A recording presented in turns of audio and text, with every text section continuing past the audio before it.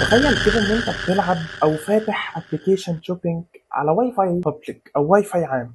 ايه اللي هيحصل؟ انت حرفيا انت كده سايب باب بيتك مفتوح للحراميه. اي هاكر دلوقتي بيقدر يشوفك انت بتعمل ايه من الواي فاي اللي في المولات والواي فاي اللي في الكافيهات. اي واي فاي عام عموما انت بتقدر تشوف اذا كان الواي فاي ده عام ولا مش عام. بس في نفس الوقت برضو هو بيكون مراقبك 24 ساعة طول ما انت ما قاعد هناك، انت تحت رعايته.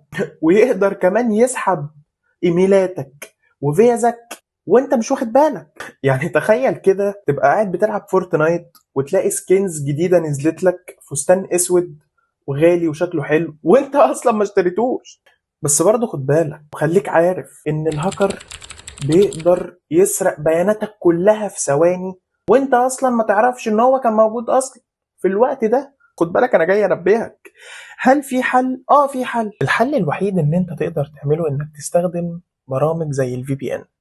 الفي بي ان دلوقتي بقى حرفيا موجود وبكترة، وفي برامج بتوفر لك امان عالي جدا من بس خلال الفي بي ان.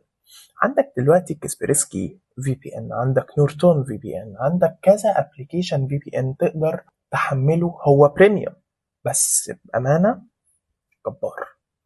انا لو منك اروح اشتريه دلوقتي بكل بساطه. طب الغير بريميوم، الناس اللي زيي وزيك اللي مش قادرين يشتروه، انت هتقدر تحمله عادي بس بليمت.